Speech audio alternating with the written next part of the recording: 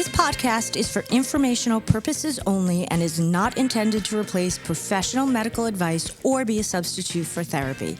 Please contact a mental health professional as needed. If you are needing urgent or emergency health care, contact your mental health provider, call 911, or go to your nearest emergency room.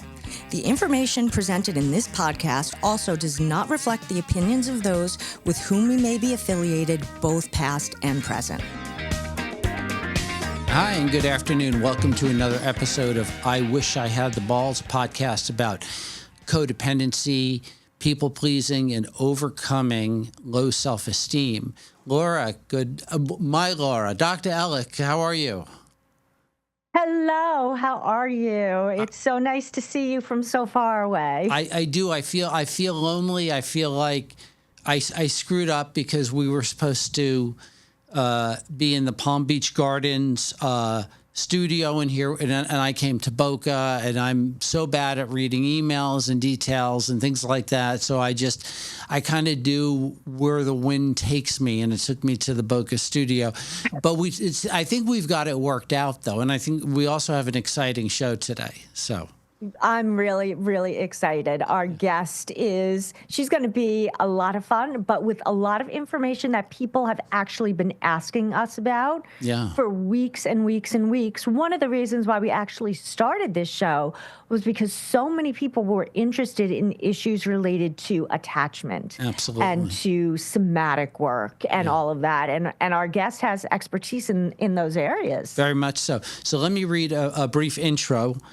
So today we welcome Dr. Kate Edwards, is a licensed clinical psychologist based in Houston, Texas, specializing in attachment-based therapy and complex trauma. She integrates psychodynamic, somatic, and emotion-focused approaches to help clients explore how early relational experiences shape current emotional and interpersonal challenges. Dr. Edwards earned her Ph.D. in clinical health psychology from the University of North Texas and completed her postdoctoral fellowship at the Menninger Clinic, also in Houston. And Dr. Edwards, welcome to I Wish I Had the Balls. Thank you. I'm so happy to be here. And I'm really happy to have you here. And, I guess it was a few weeks ago we met on another Zoom because we were debriefing about a client. And I just loved the way you came in and said, we're going to talk about attachment, but let me tell you all about attachment. And you're going through this thing and talking about it. And I'm going to ask you to give that in a second. And I'm listening to that. I'm saying, oh my God, this is the answer. This person here is explaining why I am the way I am. I hate to say it, but 53 years of being who I am, and in a matter of minutes, you're saying this is the way you are, and it made all the sense of the world to me. And then you and I had a big conversation about attachment and trauma, and it's just like the puzzle pieces just came together just perfectly. And so I want to start with, one, asking you to define attachment theory, and then two, take us back to our ancestors. Why do we have this? What is this? Yeah. So I think, what you so eloquently said is a big reason why I am interested in attachment, because it does feel like the missing piece. And I think if we think of it from back to our ancestors, it gives us a lot of answers about why we do things that we're so confused about. I can see myself doing something, and then I know I shouldn't do it, and then I do it anyway. Okay. So like can we just autopilot. Rewind the tape? Do what? Like you're on autopilot. Yeah, exactly. You're on autopilot. And there's a big biological reason for that. And so if we rewind the tape, like you said, back to our ancestors, when we were tribes people, what would happen if we got kicked out of the tribe? We'd die. We'd die, of course. We'd die. And we die in multiple horrific ways, right? Like we would, predators would get us, starve to death, the elements, no shelter, all of those things. And that's especially dangerous for an infant that doesn't come out, walking like, most mammals do, and being able to have some semblance of survival. Right. They still need the herd, and there's, some autonomy there. We come out completely dependent on our caregivers. And that is a very dangerous, vulnerable state to be in. And we're in that state for many, many years. And so we developed the attachment system to be able to ensure or increase the odds that we would stay in that tribe, that tribe would continue to feed us, protect us, give us all the things that we need. So then we could go on and continue with the tribe, right? And so I like to liken the attachment system as just as strong a biological drive as food, water, air, sleep, all of the biological things that we need to survive. And I love to give a couple of examples as to why it's so important. Please. And why it's so strongly encoded in us, or examples of how it's so strongly encoded in us. And if you've ever taken Psych 101 and you think about the Eastern orphanages, like the Ukrainian, the Russian, Armenian orphanages back in the 80s, what they found was there was a big proportion of caregiver to infant ratio. So many infants for all of these caregivers to care for. And what they found is that there was a high mortality rate. And the main factor that they found contributing to that high mortality rate was the level of connection that these infants had with their caregivers. So they had all the needs met that you would consider, that they need to survive. Sure. And without that connection, they would it's called failure to thrive. They would fail to thrive. They would fail to live. And then, and we can think about it across the lifespan of one of the biggest risk factors for mortality in the elderly is loneliness. Yeah. One of the biggest risk factors for dementia, cognitive decline is loneliness, isolation, and all of those things. In talking about attachment theory, do you think that we've evolved to understand attachment theory in our generation, not just us, but a few generations before us, with that actual connection thing, the emotional thing? Because if you're going back into caveman times, everything was very functional, right? I don't know if there was emotional connection. It was just, we all have to work together as a team to kill this woolly mammoth and feed everybody. And so if they kicked someone out of the tribe for being developmentally disabled or anything like that, the connection piece, I don't think was part of it. It was survival. I only think recognizing that our tribe offers emotional connection and that is an important need came much later. Am I right with that? I don't know the specifics of that. I would posit, though, I would hypothesize that we had both at the same time, and the tribes were just better at making calculated risks. Right. They were better at, being able to put some things aside in the effort of survival. They didn't have the luxury of being enablers. Right. Yeah, exactly. Yeah. So now that doesn't mean that you didn't have dysfunctional dynamics within the tribes, and the matter of survival. Also, just thinking about back then, if we did have somebody who came out developmentally disabled, we didn't have the tools to keep them as alive as long, so they might not have been faced with those same fears or binds, like catch-22s, like I care for this child and they are going to be a detriment to the tribe. The survival of the tribe. Yeah, they had to make very hard decisions. So, so fast forward to present day, what does that look like in our modern society? So if a baby is born and the mom or the dad, and you tell me maybe it's more significant as the mom or the dad, I don't know, is alcoholic or is an addict or has some addiction and being someone in recovery, I can tell you that when you are gunning for your substance,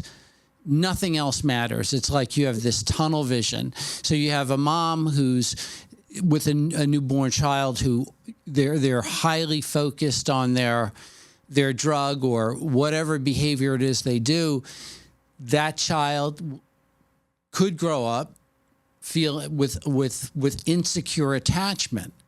And then what does that look like for that child? I mean, so yeah, what does that look like? So again, rewinding the tape to mom, right? If we look at attachment theory and, so kind of going back to your question before, Laura, the development of the emotions. So emotions and attachment theory are very intertwined. We express emotions, and what I like to tell my clients is emotions are just information. They're just telling us, I like this, so I'm going to do more of it. Anger, I don't like this, so do I need a boundary? Do I need to figure out what I don't like about it? Do I need to regulate myself because it's none of my business that I'm angry about it? It's just I don't like it, right? Fear, I need to move towards. I need to find protection, or I need to run away, or I need to brace, or I need to protect myself. All of those kinds of things. So emotions really just developed as information for us to be able to use both within the tribe as well as outside of the tribe with, dangers and whatnot, to be able to survive in those. So I would say they probably developed pretty concurrently. Now, bringing it back to your question, Mark, in terms of, I have a mother that is, just really struggling with substance use, can't be attuned to her child. There's probably a lot of neglect, probably some overt abuse. In attachment theory, there's a link between the ability to emotionally regulate and substance use. So attachment, when we develop attachment, our caregivers are the first people that teach us how to regulate our emotions. We're born with the inability really to regulate. And so our caregivers are the ones that contain our emotions, that teach us how to be with our emotions. They are the co-regulators. They are the thermostats to our emotional heat. So they're the ones that bring it down. Right. Now, if I don't have that thermostat, if my parents were unable to give me that thermostat, or they were more of a thermometer and they just matched my emotional heat without any containment, or they just tried to throw ice all over my emotional heat, and I'm like, ooh, okay, that's no good either. And so I downplay it and I really overregulate it.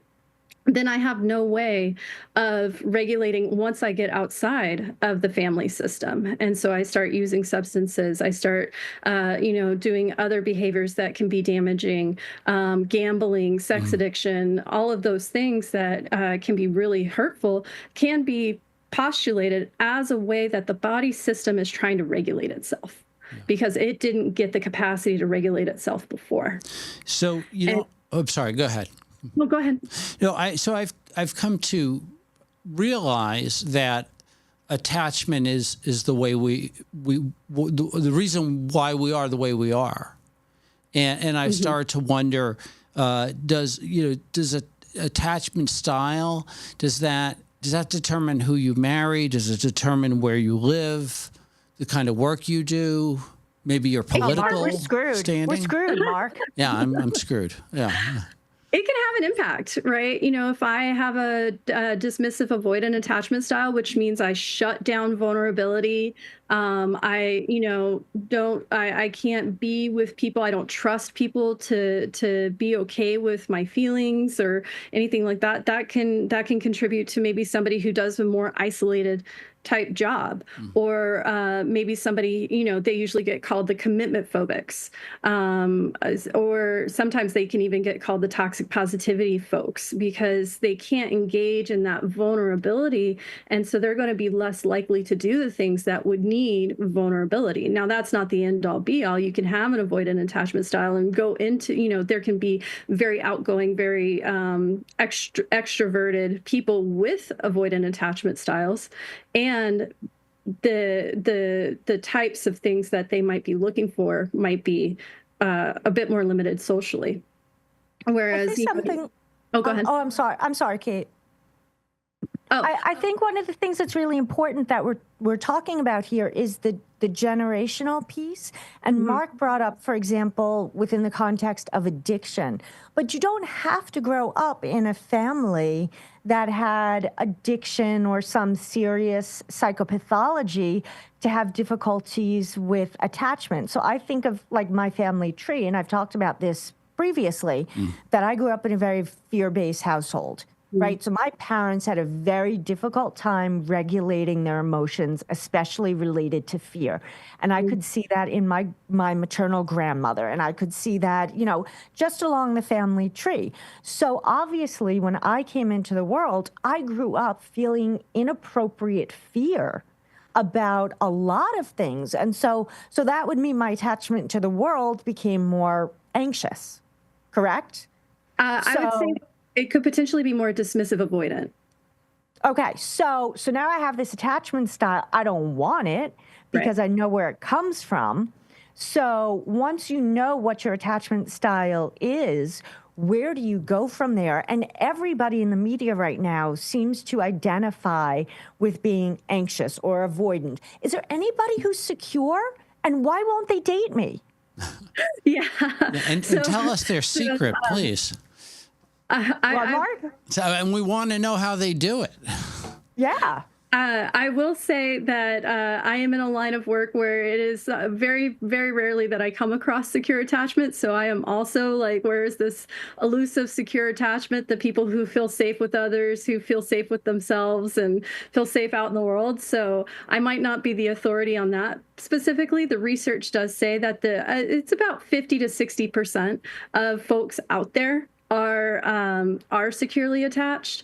And also if we're thinking about chances of running into them, you've got a 50-50 chance or a 60-40 chance, so there's that with that. So I agree with the lens of where are these mythical unicorn secure attached people.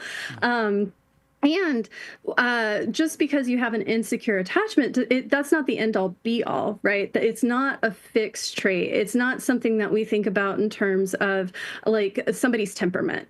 Some people may be a bit more outgoing. Some people may be a bit reserved, all of those things. Some people are more open to experiences. Some people are more closed to them, yada, yada.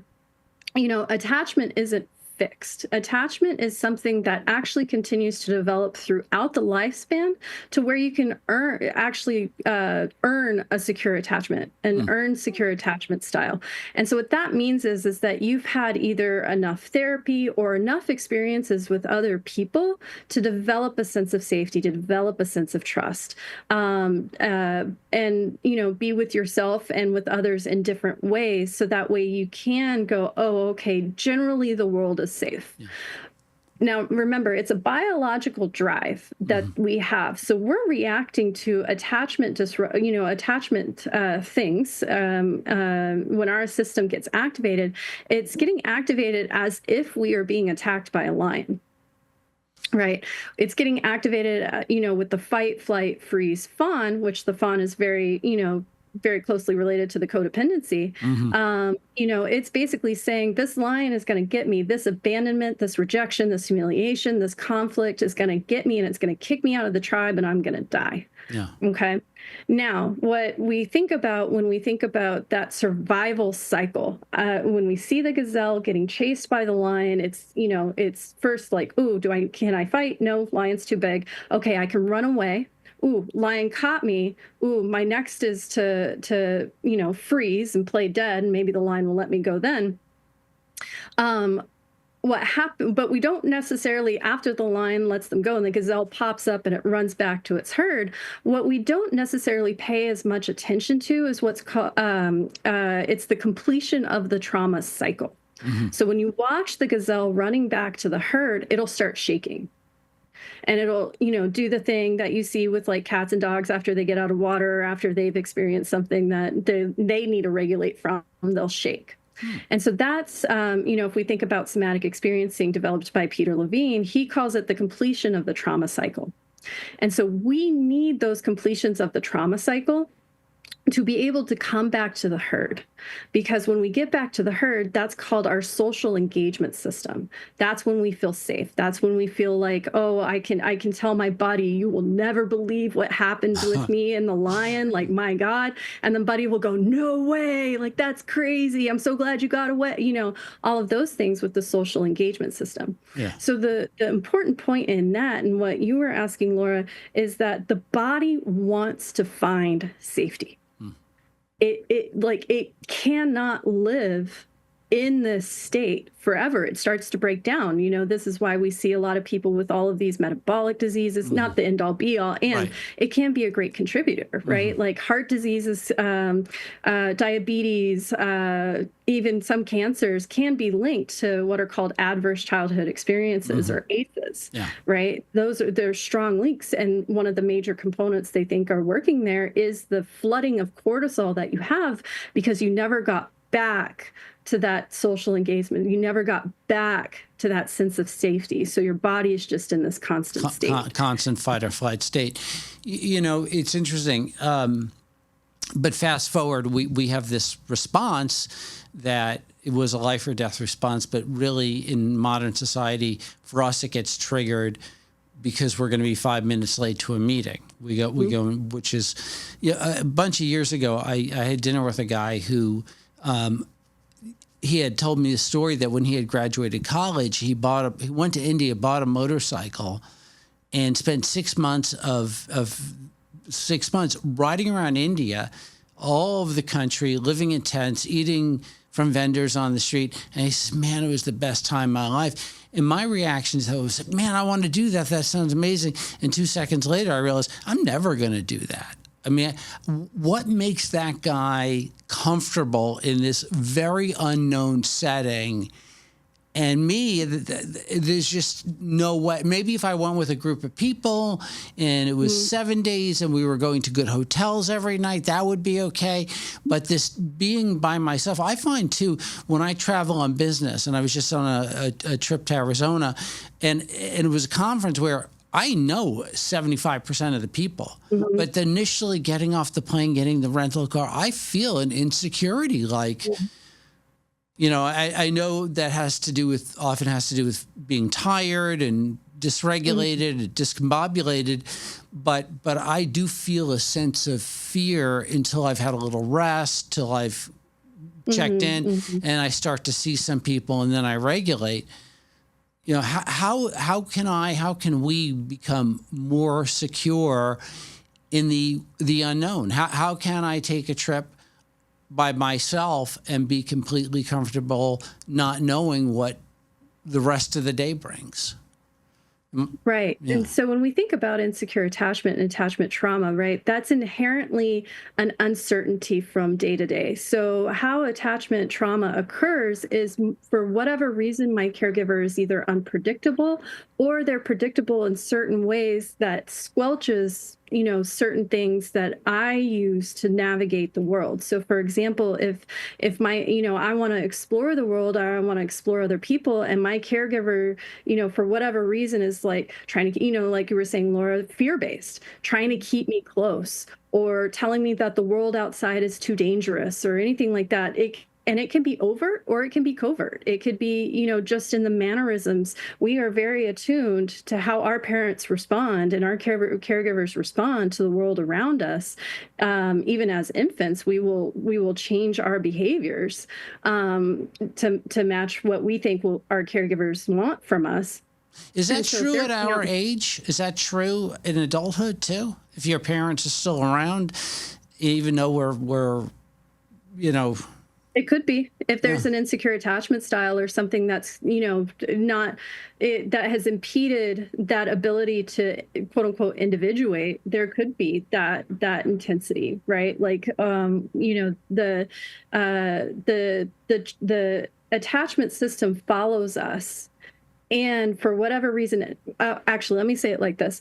Remember that the attachment system is meant to keep us close, right? It's meant to keep us close to caregivers, and also with caregivers meant to keep the infant close as well, right?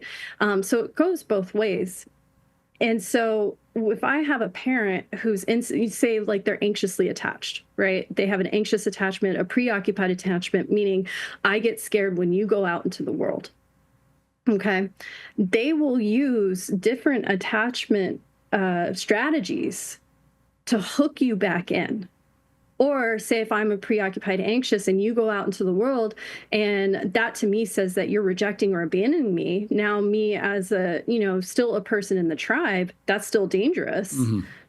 And I get rejected from the tribe, from, my child, I'm going to do things that hook them in, that keep them close.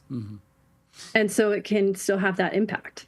And that doesn't necessarily mean they're doing loving things to keep you close. Right. It could be manipulative things, because what we're looking at is I just need to keep you close and I'm going to do it whatever way I can because it's dangerous if I don't keep you close.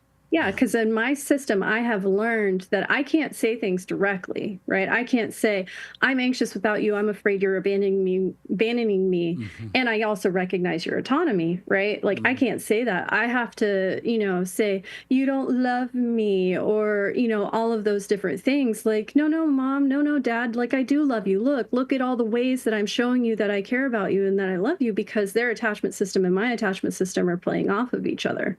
And so it just keeps us connected. Anger can be a really good bringing in attachment. It feels like it's counterproductive to the attachment because it's pushing people away, and eventually it will, right? Like there's a lot of people now, there's a trend to cut off angry, manipulative, narcissistic parents. And it is a good way of keeping people engaged, because if I can make you angry with me, I know that you're engaged with me. Yeah. So can a person that has anxious attachment, do they pass that on to their spouse? They grew up in a house where there was anxious attachment, then they find a spouse. Do they then put that on does that continue to try? Does that go with them? Does that, if they don't make a conscious effort to recover from it? Are you saying could it impact the spouse in terms of increase the insecurity, attachment insecurity of the spouse, or do they usually bring that into the relationship? Bring it into the relationship. Okay. Yeah. So the attachment strategies are fluid. It's more dimensional than it is anything. Sometimes people fall on one or the other. So I say that because it's an asterisk of, you may be anxiously attached in childhood to a caregiver, and then once you get into a romantic relationship, you may turn into, avoidant attachment, or vice versa. Now, what I like to tell people is that our attachment system is almost like concentric circles of who activates our attachment system. So in the very core, we have caregivers, and then it flips into romantic partners, because the caregivers keep us alive, and then the romantic partners help us keep the species alive, or the tribe alive, right? And so those are going to be the two most intense activating attachment systems. And then you go out to friends, and you can still have anxious attachments with them, and you're less likely, or insecure attachments, and you're less likely. And then work colleagues and, even acquaintances, or people on the street can activate our attachment system. It's just less likely to be as intense as our core attachment group. Yeah. Now, with that, it can become, there can be healing, because remember, the system wants to find safety. And so maybe if I'm an anxious, preoccupied person that's really clingy, and I find somebody who either is more secure or has an insecure attachment, or with, developed with a secure attachment, their sense of consistency and their ability to have capacity and to contain my anxiety around it can be very healing. And so again, it's not an end all be all, right? Like if I can find somebody. Now, the hard part about it is that usually guess who usually finds each other in relationships? The preoccupied person and the dismissive avoidant person. Yeah. They usually find each other, and they play off each other, and they can actually flip back and forth. Say the preoccupied person is chasing. The avoidant person's like, no, too much. And then the anxious preoccupied person is all of a sudden like, oh, okay, well, fine. Like, I give up. Like, you're never going to engage with me. And then all of a sudden the avoidant person is like, no, wait. Yeah.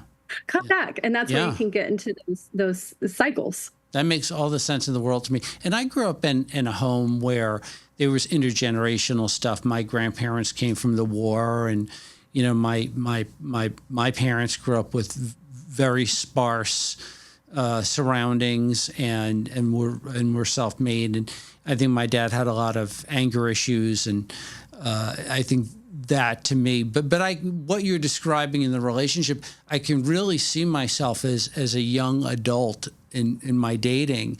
The way I take rejection was was really hurtful to me, and really activating. And I think you have to be really conscious of that, because I think if you're a person that comes from anxious attachment, you can easily develop into somebody who's extremely controlling, narcissistic, an abuser. I could see that all makes sense to me, how that could happen. Yeah. So. Yeah, absolutely. You can definitely see how it could become an extreme, because any hint of detachment is so scary to my system that my system is going to take over and do what it thinks it needs to do to keep that relationship together. One thing, I was thinking about this earlier. I had a friend who worked with domestic abusers, or men who were court-ordered to do group therapy for domestic abuse. And they would do this exercise where they would be like, okay, draw a circle that's your partner, draw a circle that's you. How much do they intertwine? And they said almost every man's circle and their partner circle were completely overlapped. They could see no differentiation between themselves and the other person, because to see differentiation was too threatening to their system. If you are different from me, then you might leave me. I have to see you as completely with me. And so it's, it speaks to that. You can definitely see how, you can have these controlling behaviors. Does it excuse them? No. Can we understand them and understand what's happening? Yeah. Can that person recover? Yeah. Can that abuser recover and be someone who's becomes securely attached and starts to see their partner as having autonomy and being comfortable with them coming and going in a safe way? I think it really depends. When we're starting to get to that, we're starting to get to like kind of the extremes. And I think it really depends on their motivation. Are they motivated? And I'm the one that doesn't necessarily mean that they need internal motivation. Maybe their partner is the motivation to heal these things, because losing them feels, too much. And I think it really boils down to how motivated are you to actually look at these things, because looking at these things is painful, especially when you are an abuser, or especially when you have done really damaging things in your life, because then I have to acknowledge that I have done something wrong. And that can potentially fly in the face of this tribe. If I acknowledge that, then the tribe is very, even though the tribe is already aware of it, the tribe then becomes very overtly aware of it. And that is very painful to come to terms with. It's kind of like what you were saying earlier, like shame. I see shame as an attachment behavior. Shame is basically saying, if I do this thing, I'm going to get kicked out of the tribe. Now, when we can have shame that's dealt with in the tribe, that's dealt with, effectively, to where I don't go into the toxic shame. And when we come from a attachment dynamic where that wasn't able to be held effectively, or contained or processed through, then I'm going to keep continuing to have this shame. And so going back to the domestic abusers, shame is very threatening to them. It's very painful to experience, because then I have to acknowledge I have done something that is damaging to another person in my tribe. So there was an article in the New York Times over the weekend that talked about the importance of siblings and how we tend to really look at parents as the be-all and end-all for how we grow up. But let's just look at this for a second. Let's say there are 4 kids in a family. Does every child wind up with the same attachment style because of the parents, or does the influence of the sibling have something to do with what attachment style you wind up with? Yeah, so that's kind of like a twofold answer. Not so attachment is very complex in terms of, it doesn't necessarily need to be a trauma that happens in the family, or my parent doesn't necessarily need to be traumatized or having their own insecure attachment. For me to develop an insecure attachment, there can be what's also called a mismatch in temperament, meaning that, say I'm a really outgoing baby, my parent has a more reserved temperament, they experience that outgoing, I need more attention and care than most babies or the usual baby. And my parent experiences that as intrusive. And so then they respond to me in a way that's not able to be attuned. They haven't done anything overtly traumatizing. It's just there's been this mismatch that has created this unrest or unease in me, because I know as a baby, if I do those things that are more matching my temperament, then that's likely to disrupt my parent, because I need my parent to survive. Okay, I'm going to squelch that. And so that cuts off a part of me. I don't feel safe in the relationship. And so same with siblings, right? The siblings have different temperaments. They also grow up in different times of the parent's life, unless you have quadruplets, and then you have a whole nother thing happening there. But they grow up at different times in the parent's life. And so they're getting a different parent each time. And they're also getting a different tribe each time. And so this is why, you'll have those parents that will say, well, their sister didn't do this, or, that they got the same exact household. No, they didn't. They grew up in different households. They grew up, and they are also of different temperament.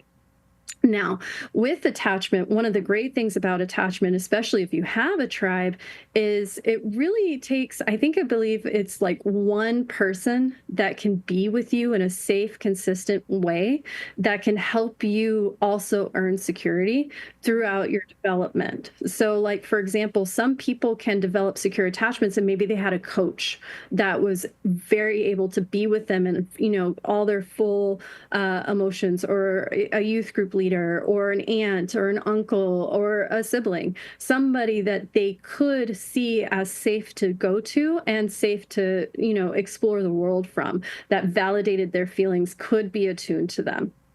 And so siblings could play a role in that of, say if I have an older sibling that's able to be with me in a way that's different from my parents, then I might be able to develop more safety in the world. Mm-hmm. It's fascinating, and it really does tell the story of why we are how we are.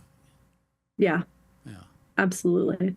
And I, going back, well, there's a couple points I want to go back to, but one of them is going back to, at the beginning we talked about sometimes I do things in autopilot. Mm-hmm.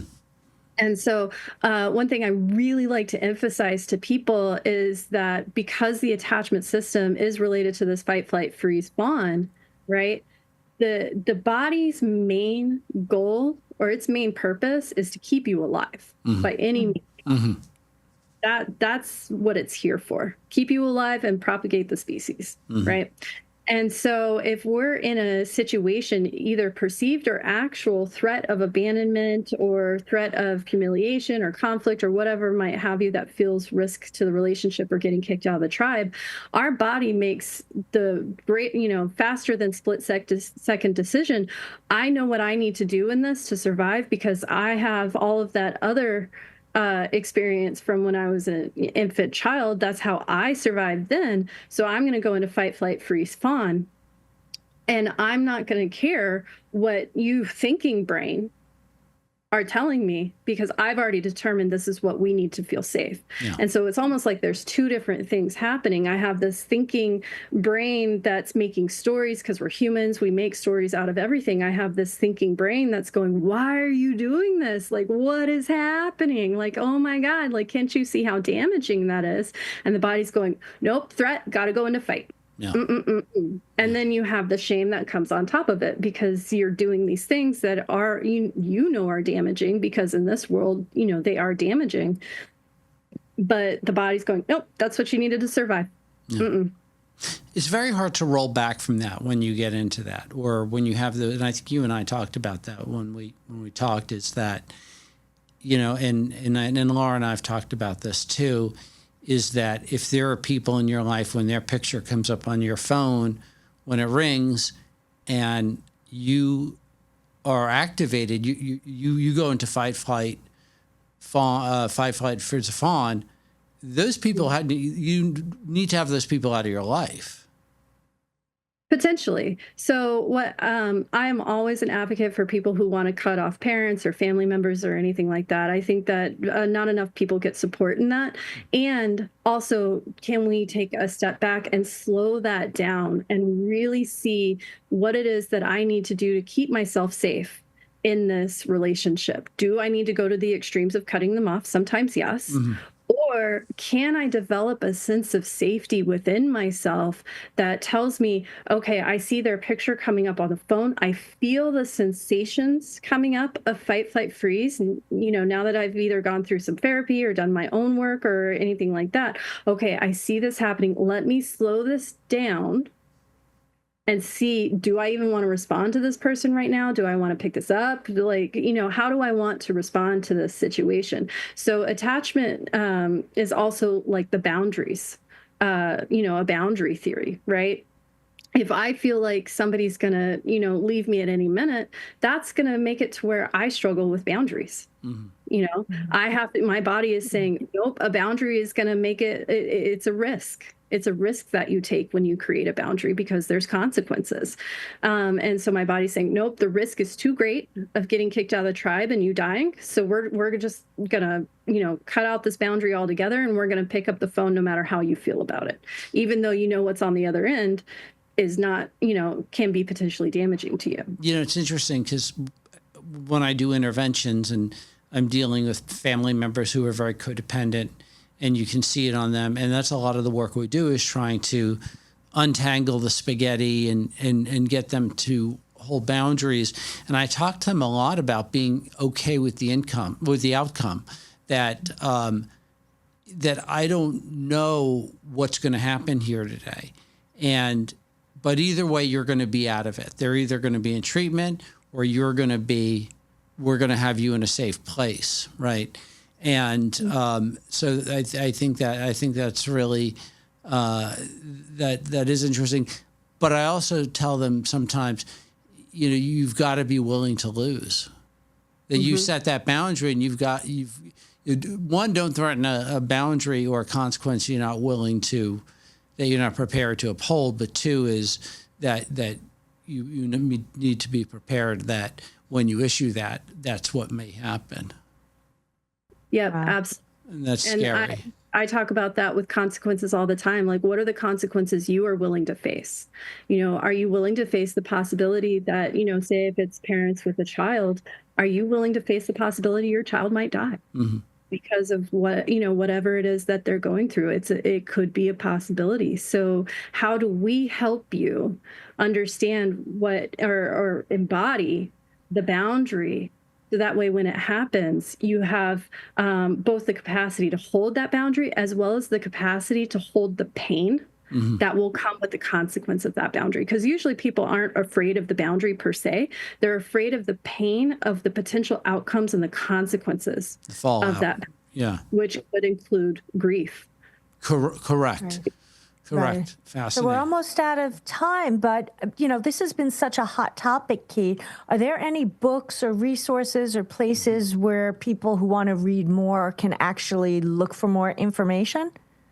Yeah, absolutely. So anything by Peter Levine. He's the one who developed somatic experiencing, which is not inherent. Like, he doesn't tout it as an attachment therapy, and it inherently is, because we're working with fight, flight, freeze. We're working with that trauma energy. And then anything by Diane Poole Heller. I think they wrote a book together called Attached. Yes. Diane Poole has her own attachment therapy called DARE. I can't remember the acronym because I'm really terrible with names, but it's called DARE. So if you're interested in, getting trained. If you're a clinician interested in getting trained, DARE. There's also NARM, which was developed by her husband. That's attached, very specifically attachment focused. So anything by those three. There's also a couple of books. There's the CPTSD, From Surviving to Thriving. It's not attachment focused per se, but it talks a lot about these topics and these things, especially the boundary thing. I think he does a really good job of talking about boundaries and grief when it comes to how do I navigate a family member that is just damaging to me. And then there's also No Bad Parts by Richard Schwartz. And that's a really good, again, not really overtly attachment focused, and it's helping me pull apart and be with all of these hurt and wounded parts that are trying to help me survive. The parts of ourselves that bring us to substance use, because that's what it knows will bring down that activation or numb out that pain, or the part of us that is afraid of walking into a room full of people because I'm so activated. And also, to your point, the room full of people is like a pseudo tribe that you don't know, right? So going to another tribe can also be dangerous because you don't know how that tribe's going to interact with you. So your body's like, oh, tribe. But Richard Schwartz can be with the No Bad Parts, can be with that part that's like, oh, this is dangerous. What is it about that's dangerous? What are you trying to protect yourself from? Like, let's be with all of these things that are actually trying to protect you. Move it into, this is me trying to survive versus this is me self-sabotaging or damaging myself. This is amazing. Now, where can people reach out to you if they want to work with you? So my handle is the Purple Psychologist. So, love it. www.thepurplepsychologist.com. If you'd like to, book any kind of session with me, or I give free 20-minute consultations. Also, my email, Kate G. Edwards @thepurplepsychologist.com. So. Awesome. It's been so great having you today. So much information to just kind of sit with today and figure out where it's going to land. What about you, Mark? So fascinating for me, not just because it's what I do professionally and it gives me another tool in my toolbox to help other people, but to continuously better understand myself and my never-ending recovery or journey to become a better, more secure, happier, joyous, and free person. So thank you, Dr. Edwards. We are really grateful for you being here today. So thank you. Welcome. Thank you. Thanks. Thank you. And guys, don't wait to tune in for the next episode of I Wish I Had the Balls with Mark Cantor and Dr. Laura Ellick. Goodbye for now.